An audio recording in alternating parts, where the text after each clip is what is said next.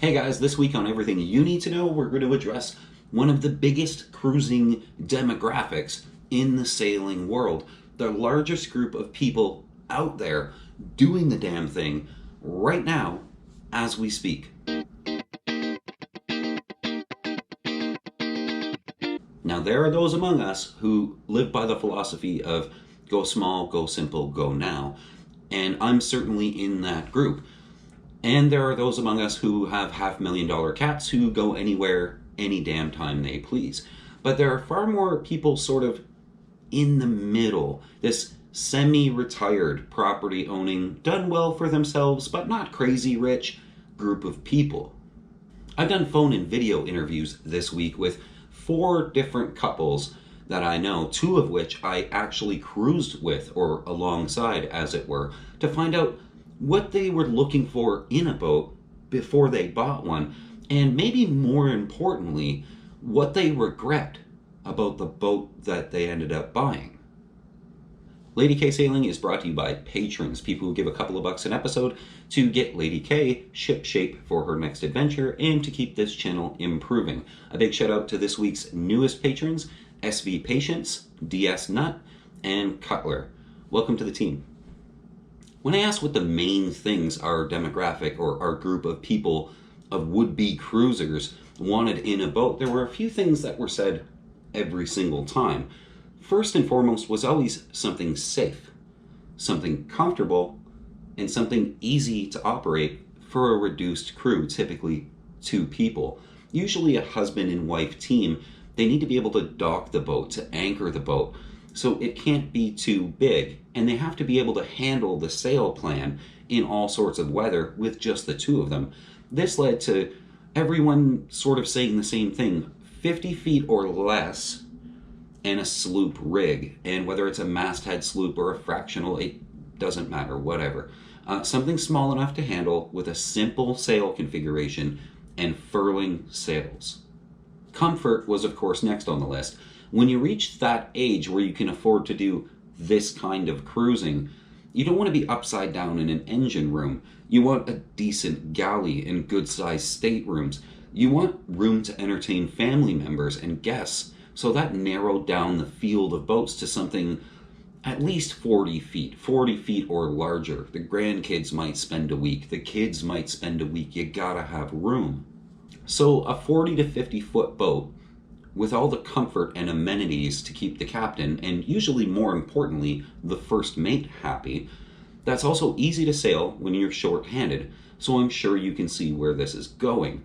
Now, I know some of you are going a different direction right now because you don't believe in production boats, and that's okay. If you're crossing an ocean or if you're sailing in Force 8 and you're that type of person, I agree with you. These boats are not for you. But our demographic in question just isn't interested in doing that stuff. Largely, they want to sail the coast or they want to island hop down to Grenada in comfort, in safety that doesn't break the bank. Now, you might be thinking, who the hell cares about that group of people anyway? Well, the entire boating industry cares. Almost all production boats, almost all boats produced now, are aimed squarely at this demographic of people. So the used boat market, the boats that me and you buy when they're 30 years old, are these boats. So we should be paying attention. Which leads us to the next requirement this demographic has in a boat: the upfront cost and the cost of maintenance, ownership, equipment has to be low enough, and this was a big one with the people that they interviewed, has to be low enough that they don't have to sacrifice any of their land assets.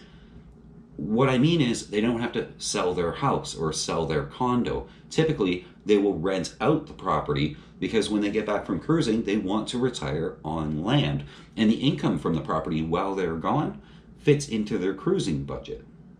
Everyone had a different budget, and everyone typically does, but generally amongst the 4 people I talked to, it was agreed that they could spend over $100,000 US on the boat up front, but nobody wanted to exceed $180,000 US. Your budget will obviously vary, but sub 180K seemed to be a good neighborhood for most people. The last requirement was based on the condition of the boat. No one wanted to take on any major projects like recoring a deck or replacing an engine. So the stipulation was the boat needed to be as new as it can possibly be within the price bracket. But as a rule, it could be no more than 20 years old. So I'm sure you're thinking what I'm thinking, given all the criteria, what sort of boats does that leave us? And this is where the title from the episode comes from. So let's review. It's 40 to 50 feet. It's easy to sail. It's comfortable and it's safe. Less than 180K. It's located in America because that was important to a lot of people. Nobody wanted to fly around the world to see boats. And it has to be less than 20 years old. So a quick trip down the yacht world rabbit hole, or the Craigslist rabbit hole. I'm sure we've all taken those.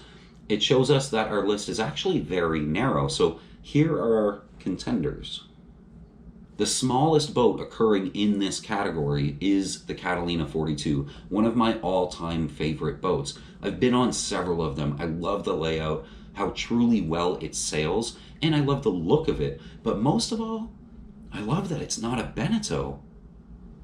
The downside is that in our price bracket, it is at the lower end in size and comfort, which may break the mold for some people. Next up is Hunter. Yes, Hunter, I see that look. Hear me out. The Hunter 466 fits all of our requirements literally to a T. She's roomy and comfortable and cheap. The comfort cannot be overstated. And amazing staterooms. The 3-cabin version means you'd have room for your whole family to visit at any time. And Hunters are legendary for their bang for buck. And the 466 is so widely available right now, you would be crazy not to at least look at one of them. The next boat that turns up in our search criteria is actually two boats. And while they're not Beneteaus, they are Beneteaus. Which of course means we're talking about Jeanneau, the Sun Odyssey, the 43 and the 45. Lexus is Toyota's luxury brand, and Jeanneau is sort of the Lexus to Beneteau's Beneteaus. They're a little more refined, a little more exclusive, and I think they're all a little bit better looking. If I had a choice between a Beneteau and a Jeanneau, and they were the same price and the same size and in the same area, I'd pick the Jeanneau because you just don't see them as much. It's just cooler. Alas, we arrive at the last boat that shows up in our search criteria, and it's the one that shows up on every single page of every single search, and it dwarfs everything else by a lot. That is the 473. And if you're in our demographic and you haven't looked at least 10 473s, you're kind of missing the point. When you add up all of the criteria we listed at the beginning of the episode, consider every option, every layout, every sail plan, every hull design, the 473 just is the sum of all the measures. It exceeds every single thing we listed, and it does it very, very well. She's got 2 heads, 2 staterooms, or 3 staterooms if you get that model. Fantastic galley, lots of room, lots of storage, a solid sail plan, a solid diesel. She can be handled easily by 2 people. You could probably single-hand her if you had to. And one of these boats can be had for less than 150K. Honestly, if you're looking at boats in this criteria and you don't buy a Beneteau 473, it's probably because you have a little bit more money and you can afford to buy the Oceanus 45. But that boat probably deserves its own episode, so we're just going to gloss over it. On to some of the regrets that people had about the boat that they bought. And this is 3 Beneteau owners and a Catalina owner. So number 1 was, don't get the 3-cabin version if you don't need it. It might sound like a good idea off the cuff when you're looking at boats and you think, well, we can have more people over, more privacy, more room. You can have the kids and the grandkids in 2 separate staterooms. And the problem was that was highlighted to me is that's never happened. And the 2 people that I talked to that got the 3 stateroom versions of Beneteaus, they said nobody's ever visited at the same time. One stateroom's in use when people visit. The other stateroom's always been empty. It's just the way things work out. It's not worth sacrificing a quarter of your interior space or, an eighth or whatever it is to have these 2 staterooms, to have that extra stateroom when it's probably never going to be used. And if you don't get the 3-cabin version, you get a whole bunch more space, typically in the galley, and a whole bunch more storage. So they had both purchased the 3-stateroom version, and they both regret it. And then the other thing they said about a 3rd stateroom version of a boat is one of the staterooms will always, and don't lie to yourself because they did and they were wrong, will always end up being a garage. That 3rd stateroom will be full of extra sails and boat parts and spares and canned goods and you name it. They both showed me pictures of their staterooms, and you can't tell they're staterooms. You can't even see the bed. They're just full of stuff. It's the garage. So that was number 1 on the list. The other one was try to get a boat with a generator. This was a big deal. The Catalina owner got one of the Catalinas that did not come factory with a generator and did not have one added. And while it does have some 800 or something watts of solar, it has 2 fridges and 2 freezers, and they're constantly running out of electricity, having to run the diesel. So they're having to go and spend 10 grand to have a generator added to the boat. And there is a spot for one on that boat. It just wasn't a factory option. So if you're going to have a lot of fridge, freezer sort of activity in the boat, or air conditioning or something like that, get a boat with a generator already that's in good service, has service records. You're talking about a big diesel engine. You want to make sure it's been taken care of. Next up is, and this likely goes without saying, get a survey. You're looking at a 6-figure boat. Spend $1,000 or $1,200 or $1,500, whatever it is. Get a survey. Even if you throw that grand out the window because the survey's bad, you may have just saved $150,000. So every boat you're serious about and you might put an offer on, make sure the offer is pending a survey. And when the survey comes back, because it will come back with some things that need to be done. A surveyor knows everything there is to know about the boat. So when it comes back, you can negotiate the price a little bit based on the survey. So that's a good thing. This is a big one. Don't fall in love with the first boat you see.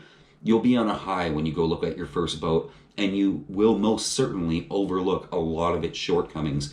It's like going grocery shopping while you're hungry.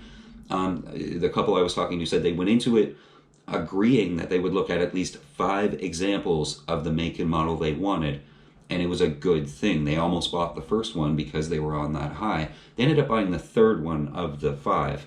And they said just absolutely make sure you go into it with that in mind. Don't buy the first boat. So I could spend the rest of this episode as sort of a sales brochure for the Beneteau 473, but I'm not going to because I don't want one. I think it makes sense in so many ways for everyone who meets the demographic we've talked about. And if that's you, go research the 473, and I'm sure you'll find what I found. It'll become a contender for your number 1 draft pick. Instead, though, I think there's a whole different point to be made, and that's this. Sailing is sailing, and cruising is cruising. You might be day sailing your trailerable McGregor. You might be living on your Alberg 30 in some anchorage somewhere. You might be busting your knuckles turning winches in the America's Cup. You might be a traditionalist on an old ketch, steering clear of any anchorage that shows the bright white of a production boat or a charter boat. You might be thinking about getting into sailing for the first time and looking at boats for sale. You might be about to upgrade and being swayed by all of the armchair sailors on the internet that all have opinions. None of it matters. None of it. Except the wind in the sails, water under the keel, rum in your cup, and some good stories about storms and sailing adventures that you can tell around the fire. See you guys next week.